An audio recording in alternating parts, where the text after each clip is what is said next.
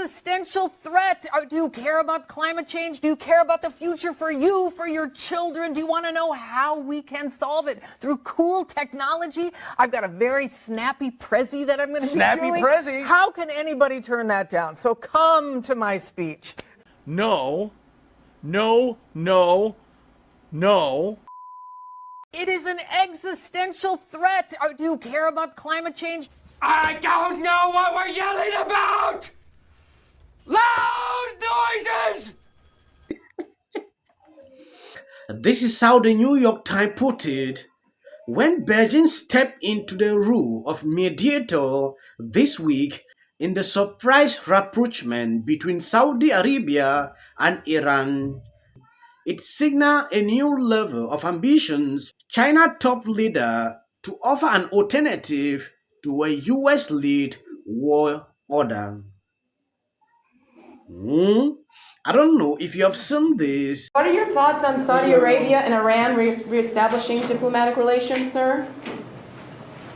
The better the relations between Israel and the Arab neighbors, the better for everybody.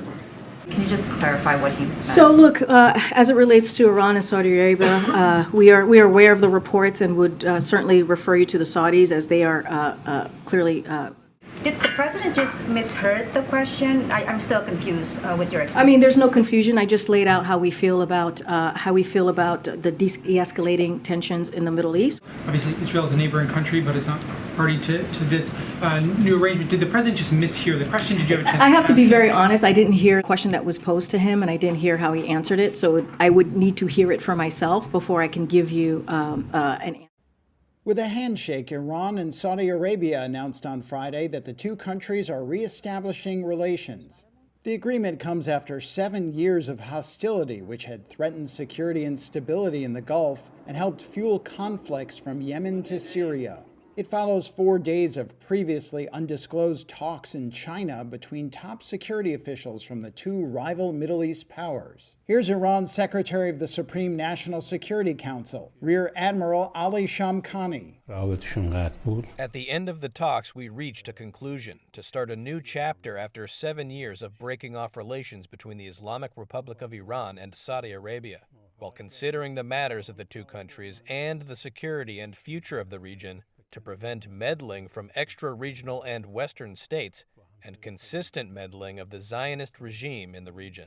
The two countries also agreed to reopen embassies within 2 months and reactivate a 2001 Security Cooperation Accord, as well as another earlier pact on trade, economy, and investment. China's top diplomat Wang Yi described the deal as a victory for dialogue and peace, adding that, Yes, according to this article from the New York Times, the agreement negotiated in Beijing to restore relations between Saudi Arabia and Iran signal at least a temporary reordering of the usual alliances and rivalries, with Washington left on the sideline, a shift that left head spinning in capitals around the globe.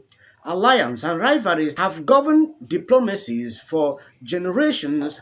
The Chinese, who for years played only a secondary role in the region, have suddenly transformed themselves into the new power player, and the Israelites, who have been cutting the Saudis against their natural adversary in Tehran, now wonder where it leaves them.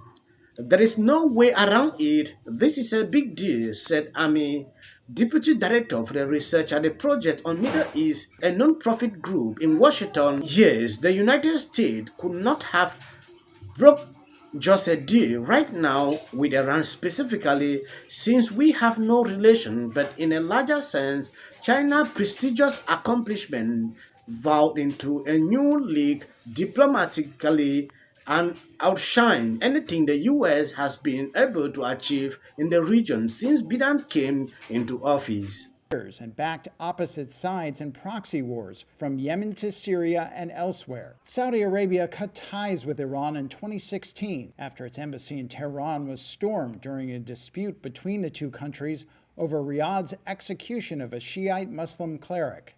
A senior Iranian official said that addressing the tensions with Saudi Arabia had become a top priority for Tehran in recent months and would help resolve long-running talks on Iran's nuclear program. When you take a look at what is happening, I went through Twitter and realized a lot of people are furious. They are calling out Joe that he should see what he cannot do.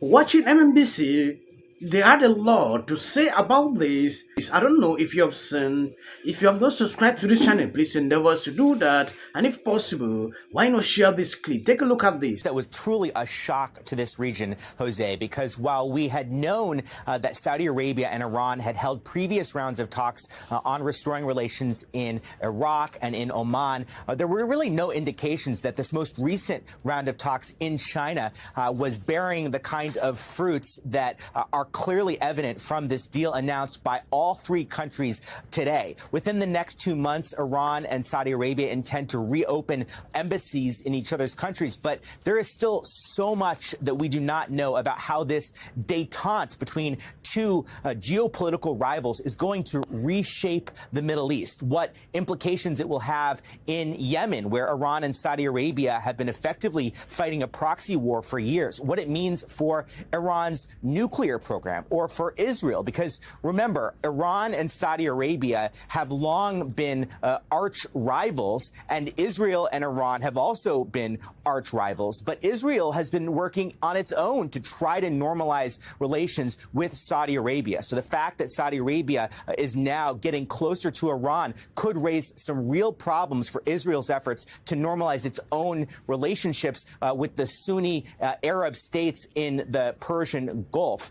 So we are looking to see what exactly some of those ramifications are going to be, but clearly a whole lot more chips still to fall here, Jose.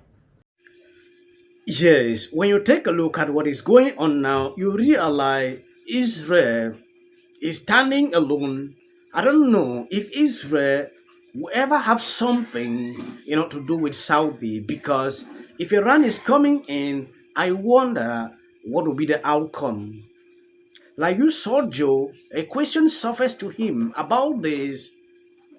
He seemed not to be happy, the way he sounded. What are your thoughts on Saudi Arabia and Iran reestablishing diplomatic relations, sir? The better the relations between Israel and the Arab neighbors, the better for everybody. Can you just clarify what he meant? So look, as it relates to Iran and Saudi Arabia, we are aware of the reports and would certainly refer you to the Saudis, as they are clearly. Did the president just misheard the question? I'm still confused with your explanation. I mean, there's no confusion. I just laid out how we feel about Joe did not mingle words. He preferred a deal with Israel.